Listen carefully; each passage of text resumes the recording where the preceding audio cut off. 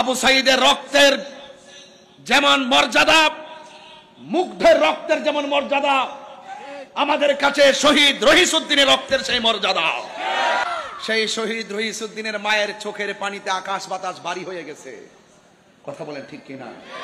সেই শহীদ রহিসউদ্দিনের একটি মেয়ে মাহেরা, তার চোখের পানি আমাদের হৃদয়কে ক্ষতবিক্ষত করেছে। তার স্ত্রী বিধবার কান্নার আওয়াজে আকাশ বাতাস ভারী হয়েছে।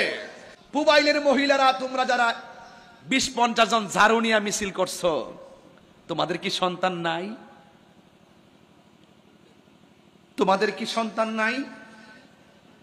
তোমার সন্তান যদি মৃত্যুর মুখে থাকা অবস্থায় পানি চাইতো, তোমার সন্তানের মুখে পানি দিতে যায় যদি পানিটা ফিরে আনতো, তুমি মা হিসাবে তোমার কাছে কেমন লাগতো? তোমার সন্তানকে যদি অযথা এভাবে বাইরে আঘাত করে মেরে ফেলতো, তোমার কাছে কেমন লাগতো? তোমার সন্তান যদি বিনা চিকিৎসায় মারা যেত, তোমার কাছে কেমন লাগতো? এই জন্য তুমি মা হয়ে আরেকটা সন্তানের বিপরীতে মিথ্যা অভিযোগ নিয়ে ঝাড়ু মিছিল করতে পারো না।